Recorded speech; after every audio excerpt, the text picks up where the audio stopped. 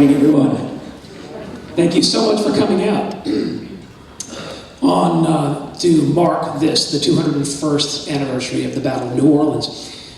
And as Dr. Manning just said, a quick acknowledgement of thanks and appreciation to Curtis Manning, who is the person that's been the driving force of this for 4 years now. Thank you, Curtis. It was Curtis's brainchild that we create the Battle of New Orleans Historical Symposium, and you're now here for the 4th session of that, and we appreciate you coming. Although it's probably to your benefit since you're out of the rain for the day. One of the things that Dr. Manning just mentioned is that there is a broader approach to understanding what we historically remember as the Battle of New Orleans. He indicated that there was a larger campaign with military activity before the main battle, of course during the main battle, just over a mile from this college campus, then with activities following that over a broad geographical area of about 300 miles of the Gulf Coast. So when we think of the Battle of New Orleans, we have to imagine a bigger picture. But when most people think of the Battle of New Orleans, we think of one specific thing, and that is we think of the action on the plain of Chalmette on January 8th, 1815. And that's what our first presentation is about this morning. We're off with a bang of a start because Ron Chapman is going to be delivering an address about that fateful day, January 8th. Ron is, he's a professor of history here at Eileen P. Nunez Community College. He is the author of The Battle of New Orleans, But for a Piece of Wood, one of the finest books yet written about this battle. And now he's going to talk to us about the fateful day, January 8th. Ron Chapman. A couple of things I want to talk about. First of all, the myths on the Battle of New Orleans. I was upset the other day because in the newspaper I had an article and a journalist talking about how the battle was fought after the treaty was signed. It's like, really? Local journalists can't even get it straight? No. The treaty had been signed by the delegates. It hadn't been ratified. Besides which, in the body of the treaty itself, it said all property be returned to its rightful owner. From the British perspective, the rightful owner of Louisiana was Spain. We paid Napoleon for it, but Napoleon never paid Spain for it. So in essence, it was a stolen car. So they were going to bring that back and give it back to Spain. Imagine the implications on America if we had lost a Louisiana Purchase, okay? That's something to be considered. The second issue is you have this belief that January 8th, this great battle that occurred this one day here, was, first of all, it was just tremendous, overwhelming, splendid victory, and it was the only event. It wasn't. So let me get started, because generally I tend to talk a little long, and I understand I have a restricted time schedule here, which is tough for me, but here we go, let's rock and roll. Let me get over here so I can kind of see myself what's going on here. Okay, the city of New Orleans was the target of a major force that was coming in. It wasn't one battle. If you look at the sequence of events, you get the Creek Indian Wars. The British were actively involved in supplying the Creek Indians with weapons, whatever supplies they needed, training, all this sort of stuff, just like we do with advisors. That's what they were doing to keep the Southern Theater open. Attack on Fort Boyer, which they mishandled, which would probably have decided the Battle of New Orleans. There's several occasions here when the British really could have won this thing. That's one of them. The Battle for Pensacola, the Battle of Lake Borgne, which Sam will get into great detail on. She educated me about a number of things. The night battle of the 23rd, the assault of the 28th, the assault of the 1st, the assault of January 8th and the West Bank occupation, Cochrane's attack on the river forts, and finally the last battle in the War of 1812 was won by the British. It makes full circle. They actually, this time, take Fort Boyer. The Gulf campaign, Napoleon abdicates. That's important because when Napoleon was taken out the first time and placed on Elba, that allowed the British to take all the resources they had that they had been using in the European theater and turn them against the Americans. So it now becomes a full court press against the United States. They mass forces, they open as major offensives. First is Washington, D.C., which, as you all know, they take Washington, D.C. The Americans still put up too much of a spirited fight. They dine in the White House, eat the president's dinner, and proceed to burn Washington. Next, we have Baltimore. I think Marty may be talking about Fort McHenry. You know, we get a Scottish drinking song, which becomes our national anthem.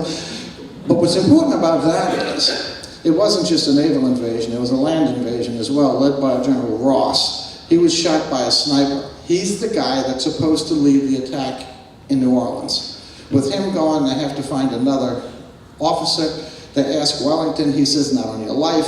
So they turn to his to his brother-in-law, Edward Pakenham, who now has to come from England to the theater of operations, which puts him behind schedule. Then their attention turns to the Gulf of Mexico.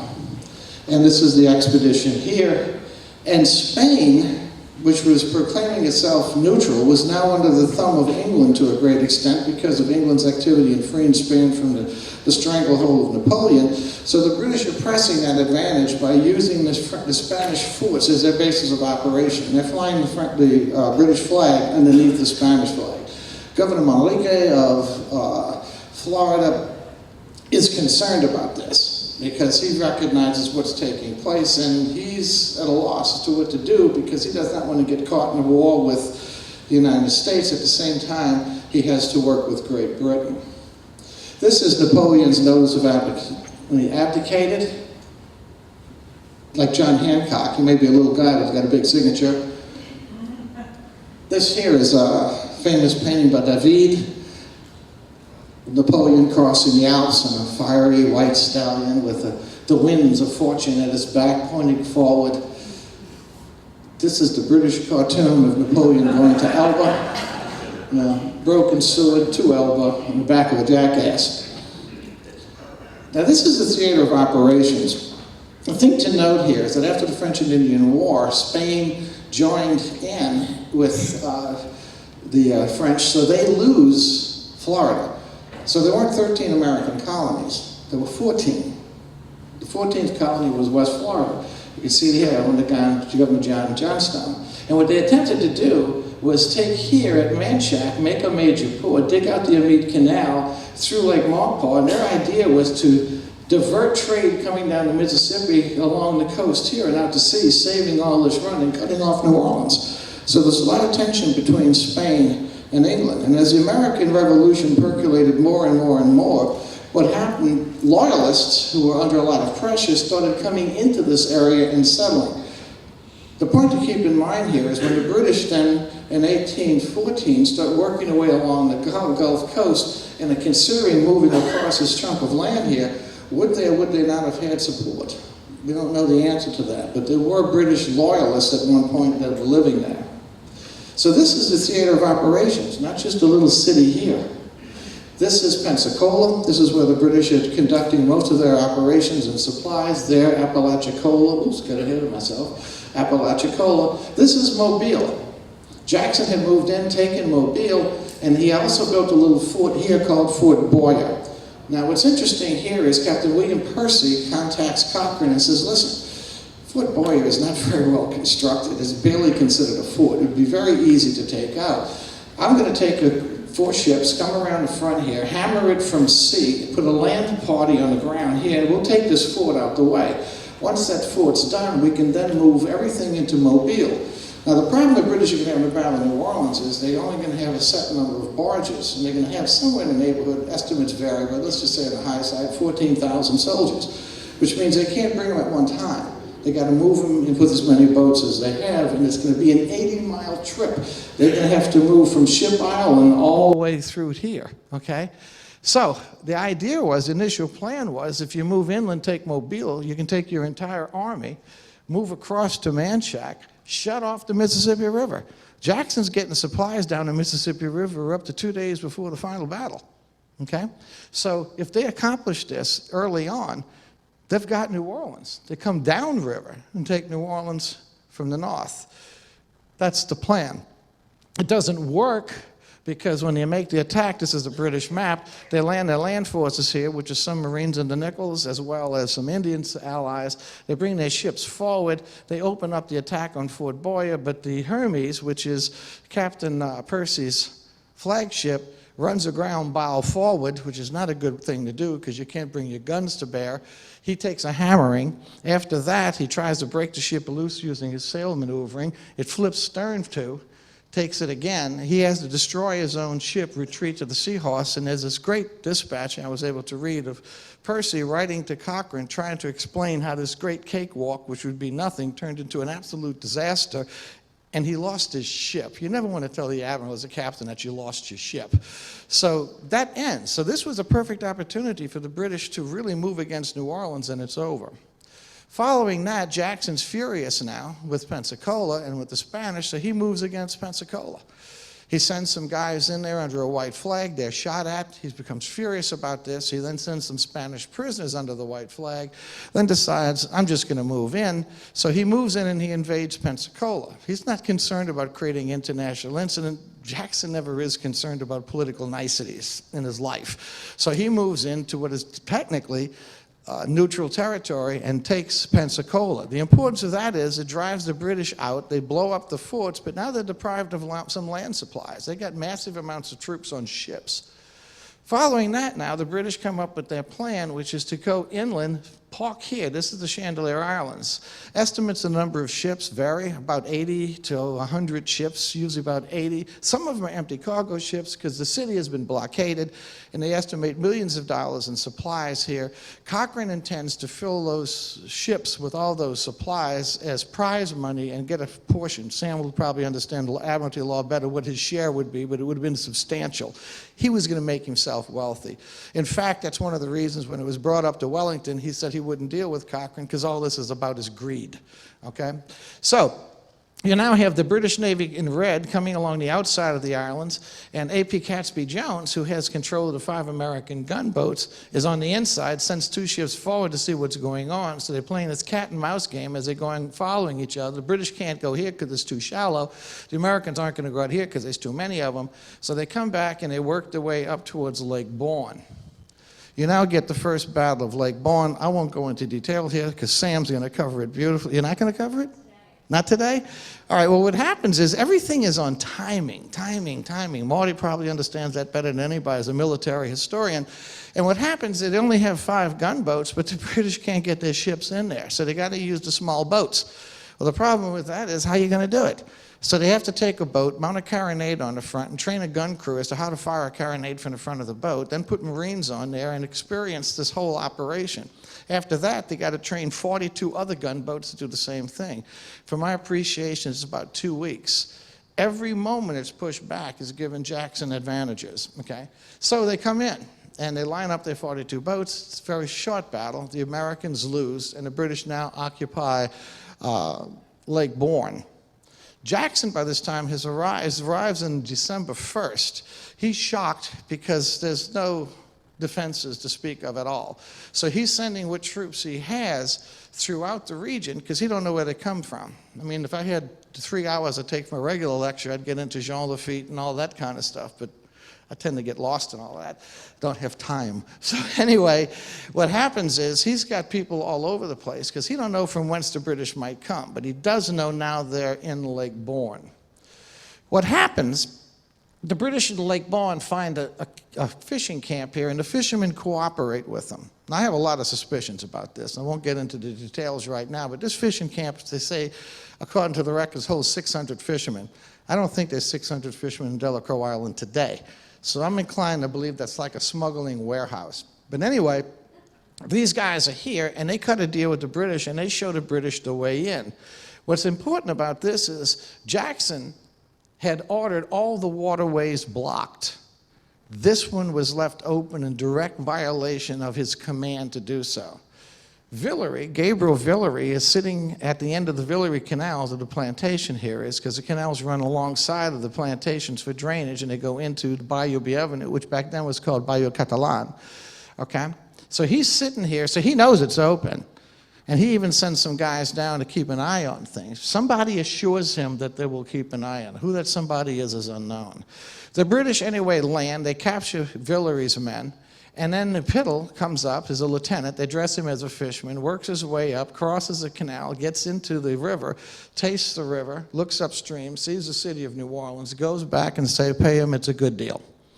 At that point, the British started sending forward. The first 1,600 men with Keane and Thornton. I love William Thornton. He's my man as a British. These guys just, he's like today's Navy SEAL. So anyway, Keene and Thornton come up with their 1,600 men to the back of the Villeray plantation. They let them rest, get a little bit of food, because these guys have come 80 miles in freezing cold, miserable weather. They're exhausted. In the morning, they come through the sugarcane. Sugarcane, if you know anything about it, it's in December. You decide whether you're going to grind or not grind, you're going to harvest or not harvest. The Chalmette plantation has been harvested, so it's clean open ground. Apparently the Villeray plantation still has the crops in the ground, which provides the British with cover and later with the materials for fascines. They come up and surround the Villeray plantation. Villaray's shocked. He's sitting on the porch with his feet on the rail, smoking a cigar, drinking a cup of coffee, when he's surrounded by Brits. What possessed him to think he could escape out the back door, God only knows, but he runs into the house, opens the back door, and Thornton's waiting there with a drawn saber saying, "You're a prisoner." The British take over the Villeray plantation and make it their headquarters. Villeray waits around till they're distracted, makes an escape by jumping through the window, works his way to the Delaron plantation, crosses the river in a pirogue, borrows the horses from the Delacroix plantation, rides upriver to the Canal Street Ferry, imagine that, to the Canal Street Ferry, crosses over and heads towards Jackson's headquarters at 234 Royal Street. The dresses have moved a little bit, but they seem to think that's somewhere around where the Wildlife and Fisheries building might be today. Meantime, Arsene de la Tour, Jackson's engineer, had come downriver because he was curious. He finds people coming up, and they let him know that the British are at the Villeray Canal.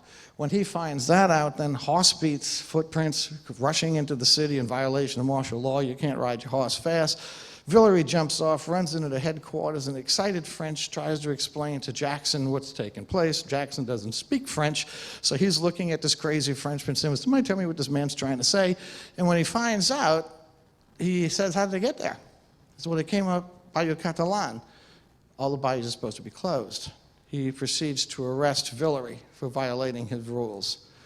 Of course, that's not going to last too long. It's another side story. We'll get into that one, why that won't go anywhere. Let's just say that his daddy becomes the first Creole governor. Maybe we explain politics in Louisiana. So anyway, Jackson now is stuck where he knows where they are finally. He doesn't hesitate. They will not sleep a night on American soil by the Almighty. So what he does is organize an attack on the British, a night attack. That's not something the British are used to, but these are Indian fighters. They've been fighting the Americans in Washington, D.C., New Englanders. They're dealing with a totally different cut of Westerners here. I always refer to it popularly as Duck Dynasty, because this is the mentality they're dealing with. Fiercely independent, they have, very well commanded their weapons, and they're not going to back down for anyone. So what he does is he organizes the night assault on the 23rd. He has a Carolina float opposite the British camp and tells them to wait till 7:30. At 7:30, open fire. Jackson and some Marines and soldiers come along the river road here with a cannon, coffee, and ahead of the Tennesseans, Beale's Riflemen, which is a kind of a shooting group out of New Orleans, and Delaron come along the edge of the swamp. At 7:30 exactly, the Carolina opens fire on the British, creates chaos in their camp. Then they start hearing firing further up where the British skirmishers are as Jackson and Coffee's men strike them. The battle will rage for maybe about an hour, hour and a half, something along those lines. It's very bloody. Fog sets in. Anybody who's fired black powder knows what that's like. You can't see a damn thing. And in fact, Beale's Riflemen grab a bunch of British prisoners and proceed to bring them into their lines, but get turned around and bring them into the British lines, which would make themselves prisoners. This just shows the level of confusion that's taken place. Jackson then calls for a retreat. He pulls back. As he pulls back, he sees the Rodrigue Ditch, realizes this would be an ideal defensive position, positions himself upriver, starts digging it out. That will become Line Jackson. He establishes some of his skirmishes up around the Delaron and the Avenue plantation as forward positions to keep an eye on what the British are doing. The next morning, the Brits get up and they see the carnage, and if you listen to some of the reports or read some of the reports, they're shocked at what they see because they've never dealt with this brand of fighting before. These are Indian fighters. These Westerners carry tomahawks. So in hand-to-hand combat, they use a tomahawk. The British had never experienced that. It's incredibly bloody, and the way he describes the carnage is somewhat astounding. So anyway, what comes out of this, though, is that the The Americans, the British considered a victory because the Americans, as they see it, were driven off. But from the American perspective, they struck the British first, and Andy Jackson is standing with bullets flying past his head. He's a true leader. He's not leading from behind. He's leading from the front, and they respect that, okay? Kind of like Alexander the Great and Julius Caesar before him. So this is the map layout of what's going on. This is line Jackson here, and Jackson has built a battery on the other side of the river. The idea being if the British are going to advance to his position, he can catch them in a crossfire, all right? So this is a situation as the British see it. Now, what happens? Pakenham's nowhere around. Pakenham arrives in Negril Bay to meet with the fleet and his army, and he finds an empty bay. Cochrane has moved the army forward. Pakenham's playing catch-up from London. When he arrives on December 25th, Christmas Day at Chandler Island, and the whole fleet's there, he's in a panic because he's convinced the city of New Orleans is fallen already, Cochrane's having dinner, and he's going to have to meet him and put up with the insults. When he arrives, he sees the situation for what it is. The British are stuck where they are. It's freezing cold, it's rainy. They can't really get any rest, as Jackson promised, because the Tennesseans are going out at night and shooting at them if they stand by a fire. So what's happened is he's taken aback by this. He turns to a young soldier and says, "What gives? Why haven't we gone anywhere?" And the young man says, "Bullets. Damn bullets." So they're used to confronting this. They don't know why they haven't gone forward either. He brings in reinforcements, and the first thing he does is order, because the Carolina is still raining fire into him, a furnace with hot shot. Within a few rounds, he blows up the Carolina and clears that problem. British morale starts going up. December 28th, he decides, all right, I'm looking at Jackson's position. This is a reconnaissance in force. I'm going to attack as a normal attack, but I don't know how strong that defensive position is. So this is kind of a feeling out operation. If it looks like they're going to break and run, hey, we move forward with everything we got. If the resistance is very stiff, well, we haven't committed ourselves. We're not going to lose a lot of guys senselessly. We can pull back and discuss through intelligence what we learned and decide our next plan. So he attempts it. It can't break the American lines. He pulls back, but when he does, the officer in charge, I think it was Gibbs who had gone around through the swamp, tells Pakenham, "Why'd you pull back?" "I had it. I was behind Jackson's lines. They're practically there. Once I got behind and hit him from behind, chaos would have reigned in his lines. You could have moved forward." Pakenham had no way of knowing that. Second opportunity lost. Actually third, because Thornton wanted to go into New Orleans as soon as he arrived at the Villeray plantation. He was the guy that was all for it. So this is 3 times the British have an opportunity to take the city through offensive actions, and it slips through their fingers. January 1st, you have the main attack. Cochrane now decides he's going to bring more cannons in, and the problem with it is he's dragging these naval guns in from the fleet. 80 miles. They got to be rowed, they got to be dragged. These cannons are not light.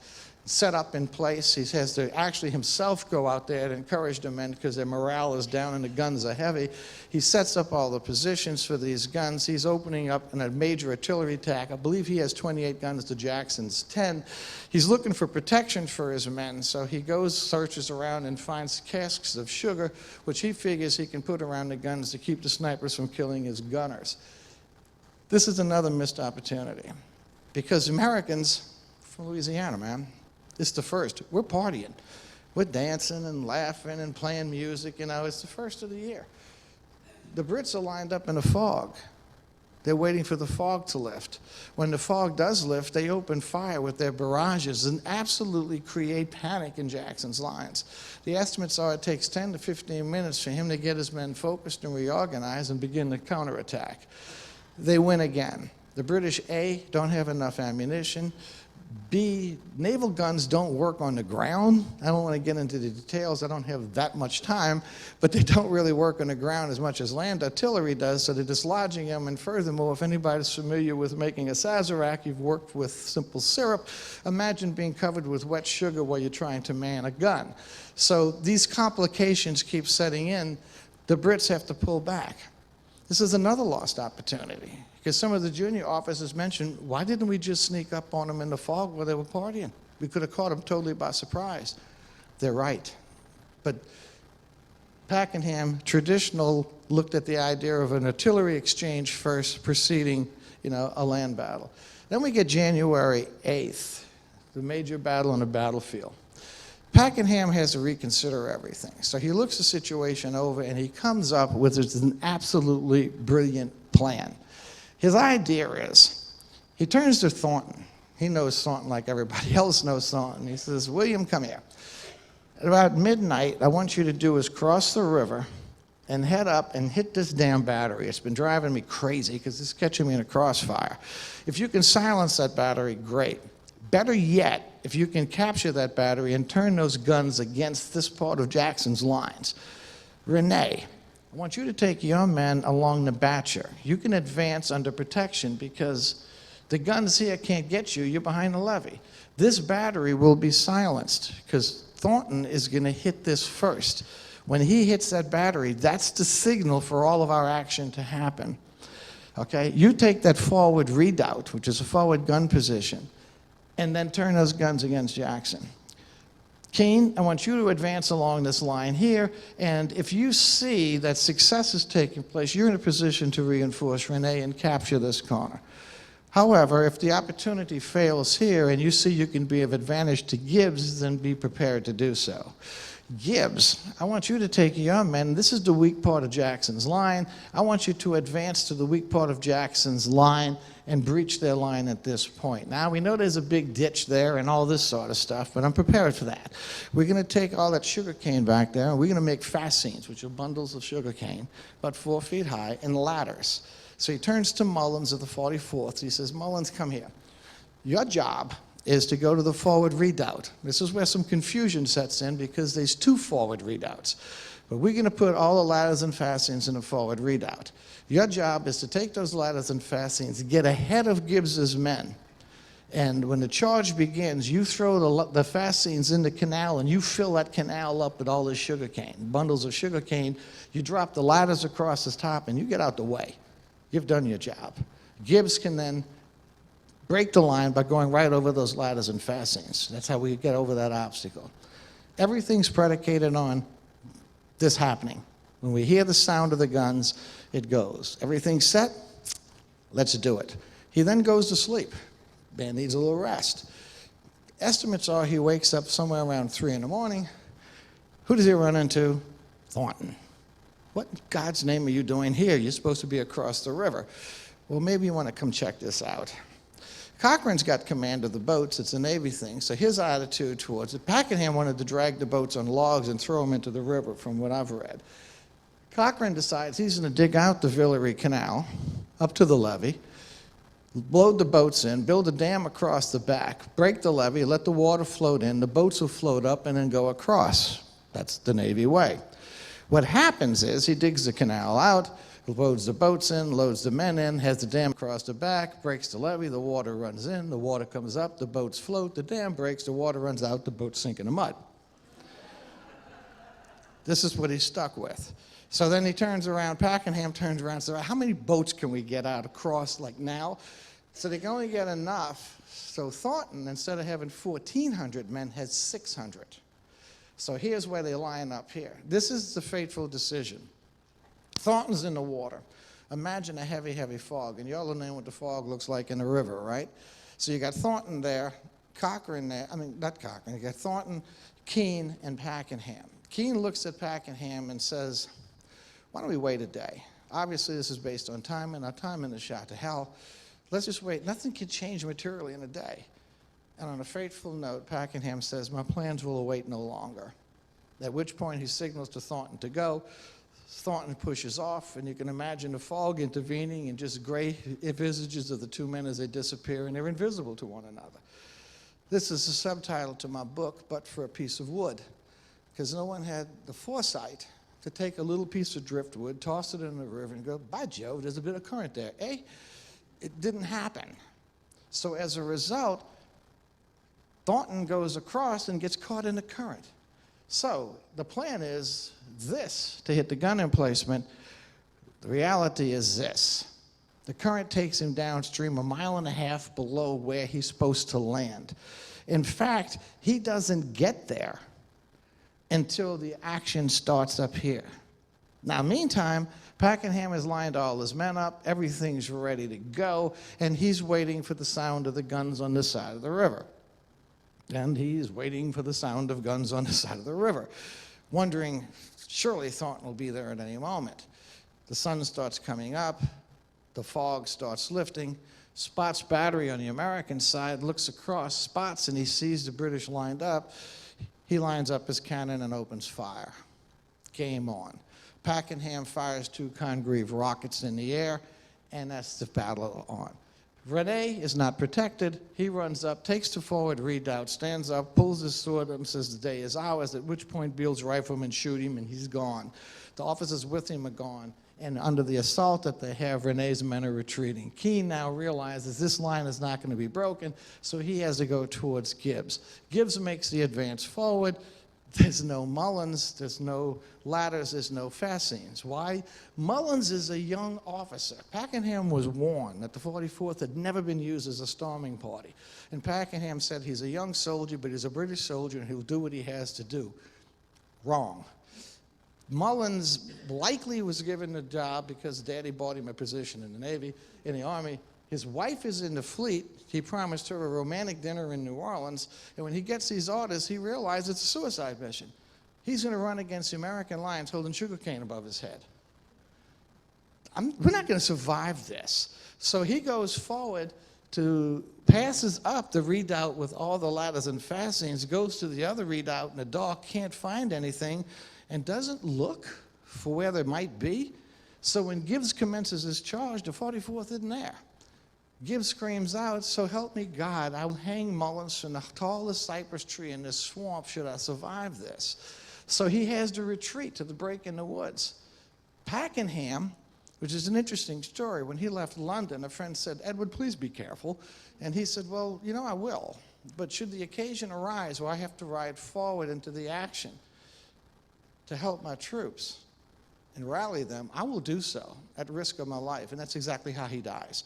What happens, he sees the chaos on this assault, which was supposed to be against the weakest part of Jackson's line, but 2 days before, 2,500 Tennesseans and Kentuckians showed up, and he threw them there in ranks of 4. Shoot, you back up, shoot, you back up. The British refer to it as rolling thunder. So they're catching a hail of gunfire.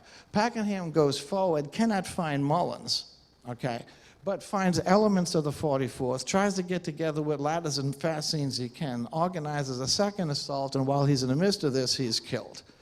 He's shot first, I believe, in his arm, then later he's hit with grape shot, which really does him in, and while he's on the ground, records say he was shot again in the spine. He really never says a word. He just groans and dies. He'll be disemboweled, packed in a rum keg, and shipped back to England for proper burial. And as American soldiers said, well, at least he left in good spirits. It's true. So anyway, he's down. The second assault takes place. Cochrane is killed. The 93rd Highlanders are moving diagonally across the field to reinforce. When their commanding officer tells them to stop, then he's killed. The last order was to halt. They stand there. Estimates are about 300 men die. Discipline. One man gets shot, you step in his place. They stay there until an officer comes from the rear and tells them you can retreat, in which case, in good order, they rotate on their heels, turn out, and march organized off the field. That's discipline. It's also part of the problem that the British have, because everything's based on discipline. Your officers are killed. This whole thing collapses. The only officer left is Lambert back here. You see the thing here? Lambert back on the reserves, okay? It's about 35 to 40 minutes. A British officer, I was reading in the account, was at Jumerville Plantation, which was a hospital. He jumped on his horse and rode as fast as he could to the front. And by the time he got there, he met the British retreating. It's broken. Jackson is ecstatic. He can't believe this overwhelming victory. So this is the layout of the battle as it takes place. This is when they ran and they broke. But on the West Bank, things are decidedly different. So Jackson is just thrilled. This is great. We've beat the British. And then he hears pop, pop, pop, pop, pop, pop on the West Bank. And he looks across at the West Bank, and his greatest fear is realized. something the British had always counted on. The militia are breaking and running in the face of an aggressive attack by an aggressive commander with his troops. Thornton is driving the Americans back, okay? So do this picture here, it's a bit hazy. This is line Jackson, line Dupree, line Montreal. Jackson's plan was if he failed here, he'd drop here. If he failed here, he'd drop here. If he failed here, he'd fight in the city. Or the Creoles were concerned, burn the city. On the West Bank, he has the battery. He has several defensive lines. This is the last line of defense. What Thornton's trying to do is when he gets to that forward battery, he realizes that everything's in chaos on the other side of the river. Thornton don't stop. He keeps pushing. And his goal is to knock out this last line of defense, get up to Algiers Point, and start launching Congreve rockets and shells into the city of New Orleans. What would happen? Some of the Creoles in the legislature supposedly had already been opposed to the fight. They wanted to cut a deal with the British because they couldn't see any way of winning this, and they didn't want the city destroyed. So if they started setting the city on fire, and Jackson's over here in Chalmette, what's he going to do? These people's homes, families, businesses are in the city. Are they going to hold their position, or are they going to run? Granted, you got 2,000 Brits down. They got a lot more than that in reserve. If Jackson stays here, the city could surrender. If he runs back to the city to keep that from happening, this line could break. Jackson's fully aware of the crisis he's facing and doesn't know what to do. This is what he says. I won't go through the whole thing. This unfortunate route had totally changed the aspect of affairs. The enemy now occupied the positions for which they might annoy us without hazard, and by means of which they may have been able to defeat in great measure the effects of our successes on this side of the river. From his view, the Battle of New Orleans stood a great chance of being lost. This is the British plan. This is the last line of Beaugervais. These are the American positions lined up. There was a problem here. Am I going too far? Got enough time? Time check, am I right? 5 minutes? Oh, damn. I got to go fast. Boom, boom, boom, boom, boom, boom, boom. Let's just do that. They pushed the Americans back every step of the way. Thornton is wounded at this point. He goes back to try to get reinforcements, asks for Pakenham, he's dead, asks for Gibbs, he's dead, asks for Renee, he's dead, asks for Wilkinson, he's dead, asks for Keene, he might as well be dead. The only guy in command right now is Lambert. Lambert's shell-shocked at what he's seen. He requests reinforcements to do his job, which is to take the city of New Orleans. Lambert hesitates, sends Dixon, an artilleryman, across. He comes back and says it'll take 2,000 men. Thornton's like, I did it with 600. What in God's name are you talking about? Besides, we command the Mississippi River. The only boats are ours in the river. We got the men. We can do this. Meantime, Jackson is watching what's going on and is astounded. What happens to go back one? What happens here is Jackson is looking at this, and suddenly he has a bugle.